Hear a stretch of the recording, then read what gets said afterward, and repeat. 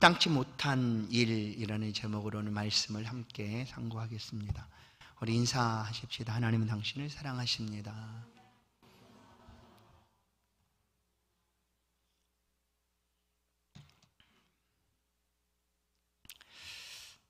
죄는 사람과 사람 사이에서 일어나는 것도 있지만 근본적인 죄는 사람과 하나님 사이의 문제가 바로 죄입니다.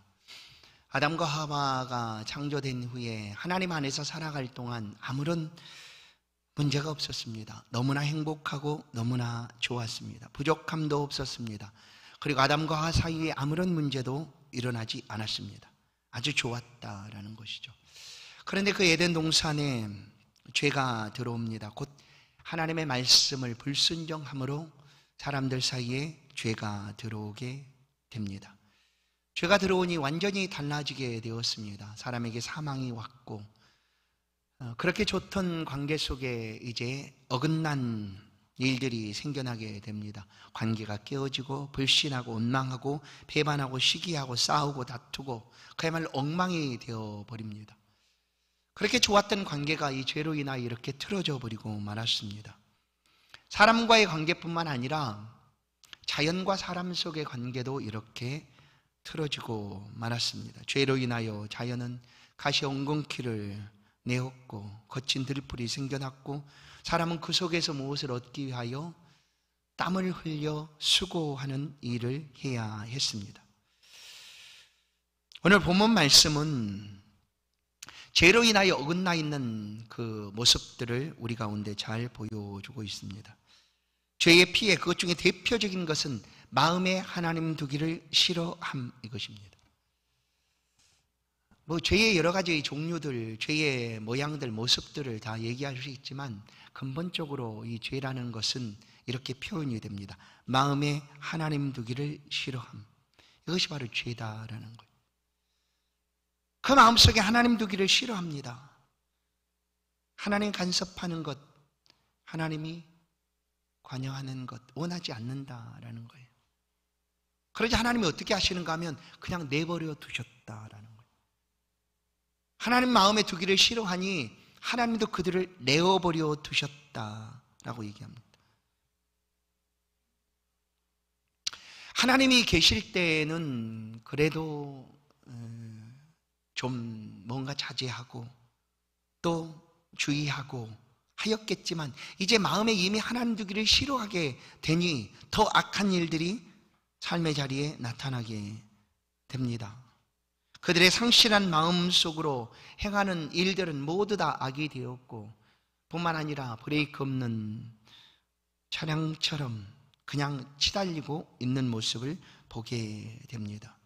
오늘 우리가 26절, 27절 말씀을 보았는데 그 속에서 이런 하나님 없는 삶의 모습을 보게 됩니다. 첫 번째로 하나님이 남자와 여자를 창조하신 것은 그야말로 하나님께서 아름답게 만드신 질서였습니다.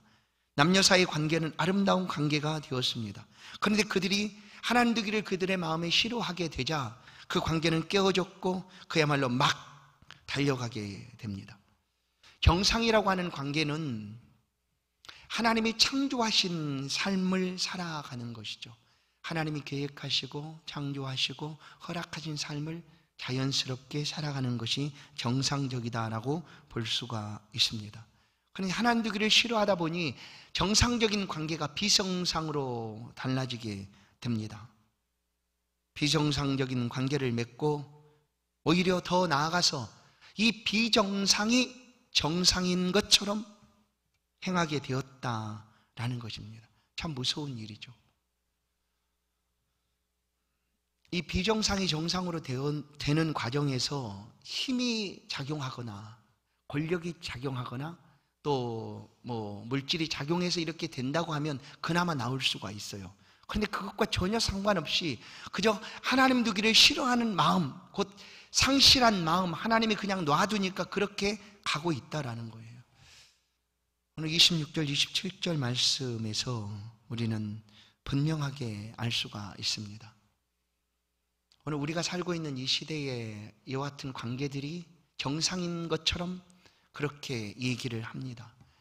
그리고 그것이 정상적인 것이다라고 얘기를 하고 그 일들이 자연스럽게 이루어질 수 있도록 그거를 받아들이지 않는 사회나 또 종교나 사람들에게 아주 배타적이다라고 이렇게 표현을 하고 얘기를 합니다. 우리나라에서도 이런 축제들이 열리죠. 지난 토요일에도 인천에서 3년 만에 그런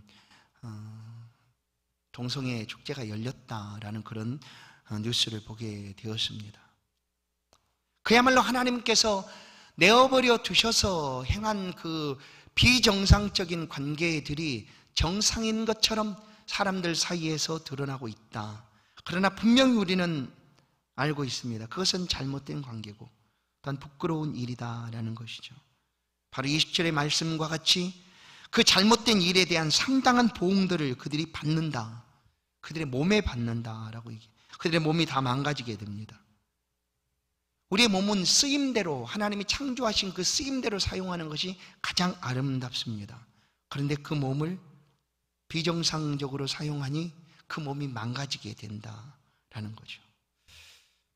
동성애는 분명히 죄고 잘못입니다. 혹시 나라의 법이 또한 많은 사람들이 찬성해서 그것이 통과된다고 할지라도 그것은 잘못된 것이죠. 분명하게 잘못된 관계고 정상이 아닌 삶입니다. 그러나 어떻게 달라질지 알 수 없죠.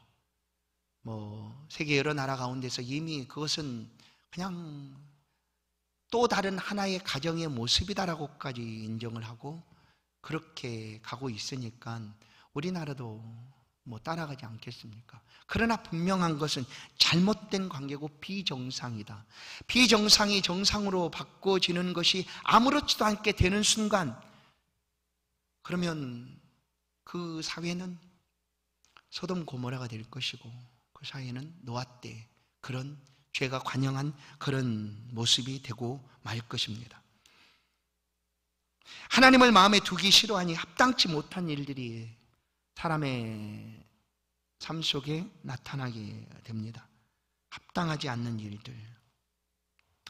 하나님은 가장 기본적으로 사람들에게 하나님을 알만한 것들을 주셨습니다. 아니, 곧 알만한 것이 아니라 할지라도 최소한의 그 억제책을 사람에게 주신 것이 있는데 그것이 바로 양심이라는 것이죠. 양심. 양심은 누구의 것입니까? 내 양심이죠. 내 안에 있는 내 양심인데 이 양심은 굉장히 객관적입니다. 내가 어떤 일을 해도 이 양심은 내 양심이지만 정확하게 알려줍니다. 그 잘못됐다라고 말해줍니다. 그러나 그 양심의 소리를 누가 들을 수가 있을까? 우리 자신이 내 양심의 소리를 내가 듣는 거죠. 내 양심의 소리를 내가 들어요. 내가 잘못하고 내 양심한테 아니야, 아니 이건 누구나 그럴 수 있어라고 할지라도 양심은 안에서 얘기합니다. 그 잘못됐다라고. 너가 하는 것이 잘못이야라고 양심이 최소한 말해 주는 거예요. 이것이 가장 기본적인 걸러짐의 단계가 아닐까 싶습니다. 우리가 죄를 짓고 범죄하고 하나님 앞에 삶을 살아가는 동안 하나님이 아닐지라도 혹 하나님을 마음에 두기 싫어한다 할지라도 이 양심이라는 기능이 우리 안에서 이런 역할들을 하고 있다라는 거예요. 그래서 분명하게 우리 가운데 말해줍니다. 너 잘못했다 말해주죠.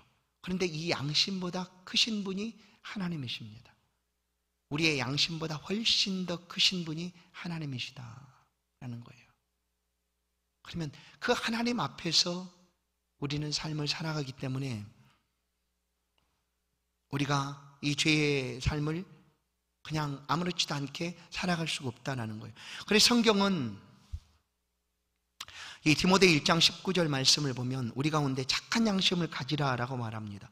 디모데전 3장 9절 깨끗한 양심을 가져라라고 얘기하고 베드로전 3장 16절도 선한 양심을 가져라라고 얘기합니다. 이 양심에 관한 얘기죠. 우리가 믿음이 있지만 양심이 깨끗하고 선하고 또 착한 양심을 가지라라는 거예요. 이 양심이 완전히 깨어진 다음에 우리가 하나님을 잘 섬기겠다라고 하는 것이 옳은가?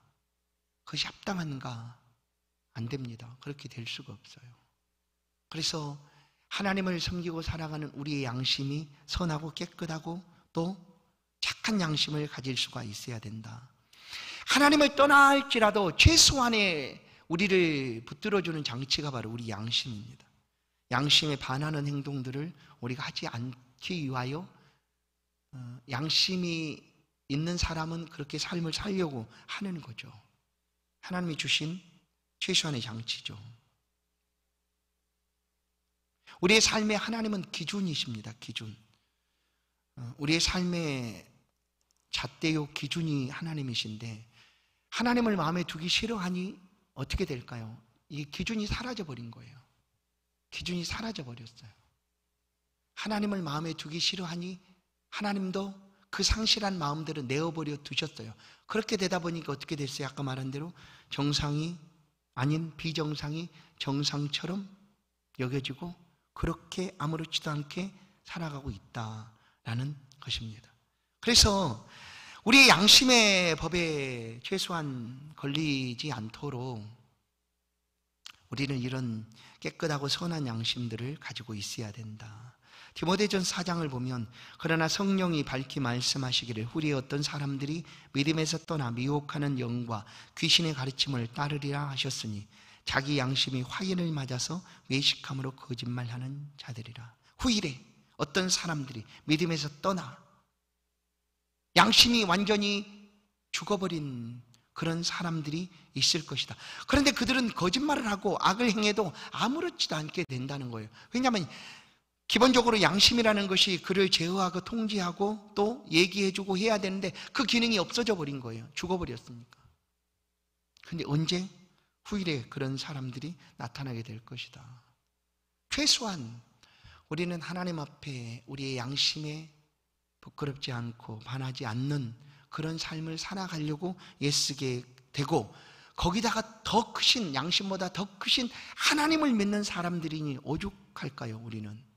우리의 삶을 하나님 앞에 바르게 살고자 애를 쓰는 것 아니겠습니까?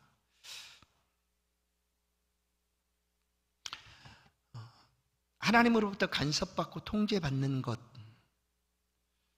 그것이 싫어서 거절하게 되면 어떤 모습인가 하면 바벨탑의 모습이 될 수밖에 없습니다. 사실 죄라는 것은 어떤 관계 속에서 이루어나는 것들이죠.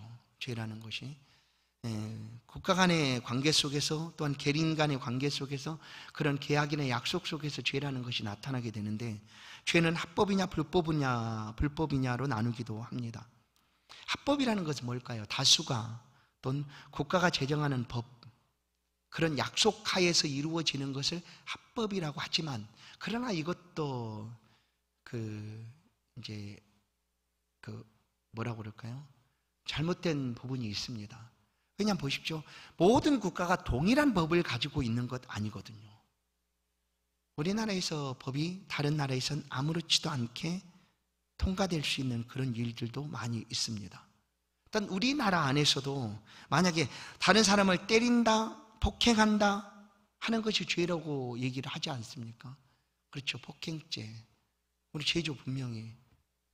말만 그렇게 해도 폭언죄도 걸리기도 하고. 그런데 합법이라는 이름으로 이렇게 행해도 죄가 아니다라고 말하는 것이 있어요. 그게 뭘까요? 격투기 선수들은 실컷 때리잖아요. 얼마나 더 잘 때리는가가 잘하는 거잖아요.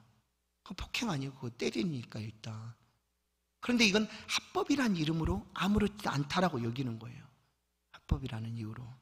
그렇기 때문에 국가 간의 계약이라든지 개인 간의 계약 이런 것들을 어기지 않는다고 해서 우리가 죄가 없다라고 말할 수 없다라는 거죠. 나는 죄하고 상관이 없다라고 말할 수 있는 것이 아니다라는 거예요. 그래서 성경이 가르쳐주는 죄는 말씀드린 대로 하나님을 떠남입니다. 하나님과 우리 사이의 근본적인 관계 속에서 하나님 두기를 싫어하는 것이 죄고 하나님의 말씀을 불순종하는 것이 죄다라는 것입니다. 성도 여러분, 우리 사람은 이미 창조될 때 어떤 존재로 창조가 되었는가 하면 하나님을 의존하도록 만들어졌어요. 요즘 우리 사회에서 주도적, 주관적, 그리고 스스로 학습 뭐 이런 것들이 굉장히 중요하지 않습니까? 왜냐하면 그냥 캥거루족이나 뭐 그런 것처럼 그냥 부모의 폼에 기대가지고 아무것도 하지 못하는 그런 사람들을 빗대어서 하는 그렇게 하는 말이지만, 하나님이 본래 사람을 만들 때는 의존하도록 만들었다는 거예요. 의존적인 존재로 만들었어요. 그래서 사람은 누군가를 의존해야 되도록 만들어져 있어요. 그게 누구일까요? 하나님이죠. 창조하신 하나님을 의존하도록 우리를 하나님이 창조하셨다. 그래서 하나님을 바라보고 하나님을 의지하고 하나님을 바라는 것이 우리의 사람의 모습이어야 된다. 그런데 죄라는 것은 뭐냐면 하나님으로부터 떠난다는 거예요. 그래서 죄는 지극히 독립적입니다. 죄는 아주 독립적이에요. 참 좋아 보이지만 이 독립적이라는 표현이 뭐예요? 그냥 나 혼자서도 할 수 있다는 거예요. 뭐 거추장스럽게 누가 나를 간섭하거나 뭐 이렇게 하지 말라는 거예요. 나 혼자 얼마든지 스스로 내 삶을 헤쳐나갈 수 있고 내가 혼자 삶을 살아갈 수 있으니까 그냥 나를 만들었다는 이유로 나를 간섭하거나 통제하려고 하지 말라는 그런 표현까지 포함되는 건 아니겠어요? 그것이 바로 죄라는 거예요. 그것이. 창조된 우리는 하나님을 의존하고 하나님을 의지하고 하나님께 나아가고 하나님으로부터 은혜를 받고 하나님과 더불어 살아가는 삶으로 하나님이 만들어 주셨는데, 하나님 두기를 싫어하는 죄는 하나님 없어도 괜찮다 하는 것으로 나간다는 거예요. 그것이 이제 말씀드린 대로 바벨 탑 모습의 사건 속에서 드러나고 있는 사람의 완악한 죄의 모습이죠. 하나님 없어도 된다는 거예요. 얼마든지 우리는 우리끼리 잘 살 수 있습니다. 하나님의 통제나 간섭 없어도 우리끼리 얼마든지 잘 살 수 있으니까 하나님 내 삶에서 그냥 감나라 배나라 하지 마시고 가만히 있으십시오, 이거예요. 우리의 마음속에 하나님 두기를 싫어한다는 거예요. 자체적으로 그냥 싫어요. 싫어. 하나님 없어도 돼요. 그냥 나한테 얘기하지 말아요 라고 얘기하는 거예요. 그래서 사람들이 예수를 믿으라고 하는 것은 어떻게 보면 의존하라는 거지 않습니까? 그걸 굉장히 싫어하는 사람도 있어요. 뭐 내가 나를 믿으면 되지 누구를 믿으라고 자꾸 그러느냐. 나 얼마든지 잘 살 수 있는 사람이고 나 얼마든지 사회 속에서 그냥 인정받고 잘 살아가고 있는데 왜 굳이 나한테 와서 뭐 예수를 믿으라 하나님을 믿으라 그렇게 하느냐. 싫다라는 거예요. 우리는 본래 의존하도록 만들어졌는데, 사람이 의존적으로 만들어졌다라는 것에서 종교심이라는 것이 계속해서 발생하게 됩니다. 종교심. 어떤 한쪽에서는 누군가를 의존해야 된다는 것 때문에 스스로 신을 만들게 된 것이죠. 그들이 원하는 종교를 만들고 이것이 우리의 신이다라고 그들이 그 앞에 엎드리게 되었다라는 그게 종교죠. 의존하는 그런 마음이 그렇게 표현이 됐는데, 또 한편으로는 하나님 필요 없다, 의존 필요 없고 그냥 난 독립적으로 살 거야 하는 모습으로 발전이 되고 그것이 죄가 되어 하나님 두기를 싫어했다라는 것입니다. 그래서 마음이 하나님 두기를 싫어하는 것이 죄의 모습이다. 하나님과 관계 속에서 하나님이 필요 없습니다, 없어도 됩니다라고 하나님을 싫어하는 것, 그것이 바로 죄다라고 성경은 가르쳐줍니다. 마가복음 7장 21절부터 23절까지 말씀을 같이 한번 보겠습니다. 마가복음, 우리 같이 한번 앞에 있는데 읽도록 하겠습니다. 같이 읽습니다. 시작. 속에서 곧 사람의 마음에서 나오는 것은 악한 생각, 곧 음란과 도적질과 살인과 간음과 탐욕과 악독과 속임과 음탕과 질투와 비방과 교만함과 우매함이니 이 모든 악한 것이 다 속에서 나와서 사람을 더럽게 하느니라. 모든 악한 것, 이것이 바로 죄의 모습이고 죄의 모양이기도 합니다. 오늘 이와 같은 죄의 결과로 나타나는 합당치 않는 모습들을 오늘 본문에서도 28절부터 잘 기록을 합니다. 29절, 30절, 31절까지 세 절 가운데 하나님을 떠나고 하나님 마음에 두기 싫어하는 그 사람들의 모습 속에서 그 죄의 결과로 나타나고 있는 모습들을 기록하는데, 오늘 본문에 21가지가 있습니다. 21가지.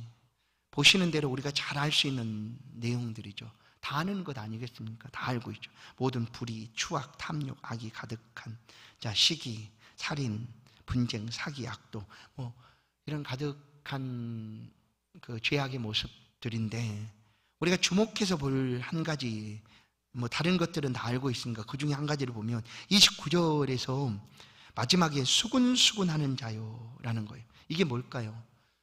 수군수군하는 자요.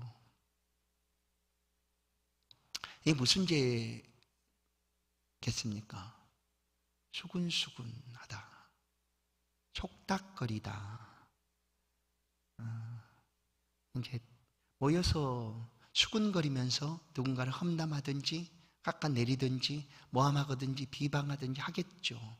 그런 것도 죄다라는 거예요. 그 죄의 결과다. 근데 이것이 오늘날 너무나 딱 들어맞는 거예요. 오늘날은 대면하여 보지 않아도 얼마든지 어떤 이제 가상 공간, SNS라는 그런 공간들을 통하여 사람들이 직접 이렇게 소통하고 만나는 자리 아니겠습니까? 그런 곳에서 그야말로 엄청난 이런 수군수군거림이 나타납니다. 누군가는 이 수군수군거림 때문에 스스로 목숨을 끊어버리는 사람도 있습니다. 직접 만나지도 않았는데 한번 생각해 보십시오. 이게 그렇게 큰 죄가 될 수가 있는가? 근데 그렇게 큰 죄가 됩니다. 만나지도 않았고 대면도 하지 않고 그냥 단지 글뿐이에요, 글. 근데 그것 때문에 상처를 받고 힘들어하고 아파하고 그렇게 살아가는 사람이 있고, 근데 그렇게 하는 사람은 아무렇지도 않아. 왜냐면 내가 직접적으로 한 것도 아니고 그 사람을 본 것도 아니고 그냥 단지 그냥 공간에 글만 쓴 것인데 무슨 문제가 되느냐라고, 이것이 엄청난 악이라는 사실조차도 인식을 못한다라는 거예요. 그러나 성경은 우리 가운데 수군수군하는 자도 죄의 모습이고 결과다라고 가르쳐 줍니다. 또 있지만 비방하고 하나님 미워하시는 자이 다 있지만 그 중에 또 한 가지를 보겠어요. 그건 뭐냐면 30절에 나타나 있는 마지막 절, 부모를 거역하는 자요라는 항목입니다. 부모를 거역하는 자요. 하나님을 믿고 부모를 거역하는 사람이 있을까요? 하나님을 믿기 때문에 더 공경하고 더 섬겨주고 사랑하려고 애를 쓸 것입니다. 그런데 부모를 거역하는 사람들이 있다라는 거예요. 그리고 특별히 우리 기독교가 조선 말기에 이렇게 들어왔을 때 사람들 사이에서 기독교는 제 조상도 몰라보는 아주 배은망덕 불효한 종교다, 이런 이야기들이 퍼져 있었어요. 왜 그런가 하면 제사를 우리 대대로 내려오던 그 유교 전통, 불교 전통에서 제사 문화가 자리 잡고 있었는데, 이제 기독교가 들어오면서 제사 드리는 것을 이제 옳지 않은 것이다라고 가르친 거죠. 그리고 그러다 보니까 이 기독교 믿는 예수쟁이들은 부모를 몰라보는 아주 불효막심한 사람들이다라고 이렇게 퍼지게 되었어요. 그러나 사실 기독교보다 더 부모 공경을 강조하는 종교는 없습니다. 사실 이것을 계명으로 못 박아서 하나님이 직접 말씀을 하시고 율법을 보면 부모를 치는 자는 돌로 쳐 죽이라고까지 해요. 5계명은 내 부모를 공경하라고 말하잖아요. 그렇죠? 부모를 공경치 아니하면 하나님께서 그를 벌하시겠다라고 분명하게 말씀하는 거예요. 에베소 6장 1절 보십시다. 자녀들아 주 안에서 너희 부모에게 순종하라, 이것이 옳으니라. 내 아버지와 어머니를 공경하라, 이것이 약속 있는 첫 계명이니 이로써 내가 잘되고 땅에 장수하리라. 잘되고 장수하는 것 뒤로 놓고라도 첫 계명이 뭐냐면 약속 있는 첫 계명, 곧 사람들을 향하여 하나님이 하시는 말씀 중에 첫 번째 계명이 내 부모를 공경하라. 5계명이에요. 5계명. 이보다 더 강조하고 있는 종교라면 종교가 없다라는 거예요. 우리가 제사 문화는 아니니까 기독교는 제사를 안 드릴 뿐 부모를 몰라보는 게 아닙니다. 그 제사, 부모가 돌아가는 길에 부모를 몰라보고 제사를 안 드린다가 아니라 그 날 우리는 하나님 앞에 함께 예배를 드리지 않습니까? 추도 예배를 드리고 그날 함께 모인 가족들이 살아계셨을 때 계셨던 부모님들의 말씀도 기억하고 그날들의 추억들도 함께 생각하고 그리고 부모님이 살았던 그 믿음의 삶의 발자취를 우리도 함께 따라서 다시 만날 그날에 우리가 함께 만나자 하는 그런 예배로 하나님 앞에 영광을 돌리는 것 아닙니까? 단지 제사를 드리지 않는다는 이유로 기독교는 부모를 몰라보는 종교다 이렇게 말할 수는 없다라는 거예요. 그런데 부모를 거역하는 자도 역시 하나님 앞에 죄다라는 것이에요. 하나님 없음, 상실한 마음대로 내어버려 두니 그들 사이에 나타나는 모습들이 이런 모습이었다. 부모를 거역하는 그런 모습도 나타나게 되었다. 32절, 이 같은 일을 행하는 자는 이 같은 일을 행하는 자들에 대한 벌이 있음을 알면서도, 보세요, 32절을 보면 이런 일을 행하는 자는 사형에 해당한다고 하나님께 정하심을 알고도, 알아요. 모르는 게 몰라서 죄 짓는 게 아니라는 걸 알아야 돼. 내가 몰라서 죄를 짓는 거 아니에요. 그거는 극히 드물 수 있어요. 정말로 우리 사회법을 잘 몰라서 그래서 죄를 지을 수는 있겠지만 알면서도 그 마음에 하나님을 두기를 싫어하니 이렇게 죄를 짓고 있다라는 거예요. 알면서도. 그리고 보세요. 자기들만 행할 뿐만 아니라 또한 그런 일을 행하는 자들을 옳다 하느니라. 옳다. 괜찮아. 걱정 없어. 문제 없어. 아무 문제 아니야. 괜찮아. 그냥 그렇게 살아. 너도 독립적으로 사는 거야. 그냥 뭐 이렇게 하면서 죄를 함께 부추기고 죄를 지어도 아무런 문제가 없는 것처럼 얘기합니다. 이 죄라는 것의 파급력은 굉장히 큽니다. 그래서 죄를 조금이라도 용납하면 그 죄가 잠시 우리를 삼켜버리기 때문에 죄에 대해서는 그야말로 어떻게 싸워야 되는지 성경은 우리 가운데 말씀을 해줍니다. 가만 놔두면 우리를 삼켜버리기 때문에 어떻게 싸워야 될까? 죄와 싸우는 방법을 성경은 가르쳐줘요.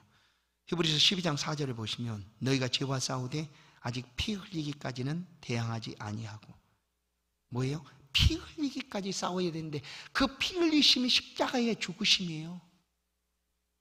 죄를 위하여, 죄를 대항하여 싸울 때 죽기까지 싸워야 된다는 거예요. 그냥 조금 좀 용납하고 놔둬서 그렇게 될 수 있는 게 아니라는 거예요, 이 죄는. 그런데 그리스도 예수께서 우리를 대신하여 이 싸움을 싸우셨고 그 죄를 완전히 해결해 주셨어요. 죄의 값을, 삭을 완전히 지불하시고 더 이상 죄가 가지는 힘과 권능이 우리를 해하지 못하도록 그리스도 예수께서 십자가에서 다 지불해 주셨어요. 그래서 우리는 죄와 싸우되 예수 그리스도의 이름을 의지하여 하나님 앞에 나아가는 것으로 충분하다라는 거예요. 오늘 요한일서 1장 7절 말씀을 한번 보겠습니다. 요한일서 1장 7절 같이 한번 읽겠습니다. 시작. 그가 빛 가운데서 계신 것 같이 우리도 빛 가운데 행하면 우리가 서로 사귐이 있고 그 아들 예수의 피가 우리를 모든 죄에서 깨끗하게 하실 것이요. 아멘. 예수의 피가 이미 우리 안에서 우리를 깨끗하게 하신 사람들은 빛 가운데 거하고 빛 가운데서 서로 사귐을 가지고 살아갈 수가 있다라는 거예요. 왜냐하면 예수께서 우리의 모든 죄값을 지불하셨기 때문입니다.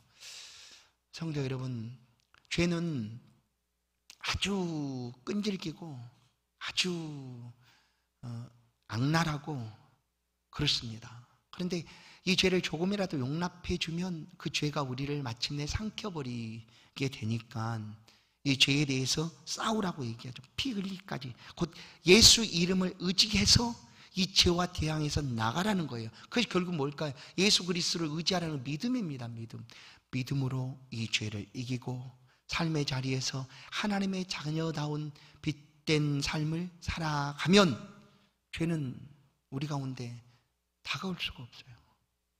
왜냐하면 다가왔다가도 비집고 들어올 틈을 발견 못하니까 들어올 수가 없는 거죠. 그런 삶을 살아가라라고 오늘 본문은 우리 가운데 말해줍니다. 최소한 우리는 합당치 않는 일에 대해서 이걸 그냥 치를 떨면서 분노할 수 있어야 되는 거예요. 왜냐? 우린 마음에 하나님 두기를 싫어하는 사람들이 아니고 하나님 두기를 싫어하지 않고 오날 뿐만 아니라 하나님과 늘 동행하며 삶을 살아가기 때문입니다.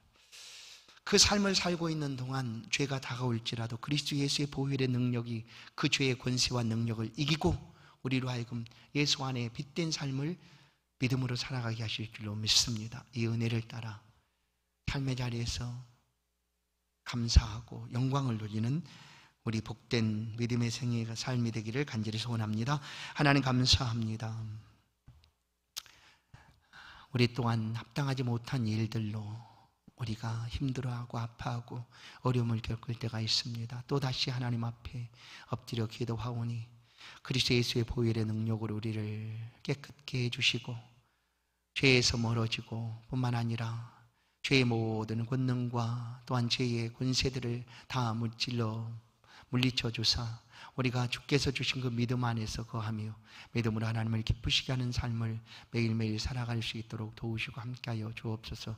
다가오는 모든 죄악들을 믿음으로 이겨갈 수 있도록 힘을 주시고 은혜 베풀어 주옵소서. 한 주간도 주의 백성들이 살아가는 삶의 자리에서 함께 동행하여 주시고 무엇보다도 이 좋은 믿음을 우리 자녀들과 또는 가정 속에 허락하여 주사 온 가족이 다 예수 믿게 하시고 우리 자녀들이 믿음 안에 거하며 하나님을 기쁘시게 하는 삶을 함께 살아갈 수 있도록 은혜 베풀어 주옵소서. 예수 그리스도의 이름으로 기도하옵나이다. 아멘.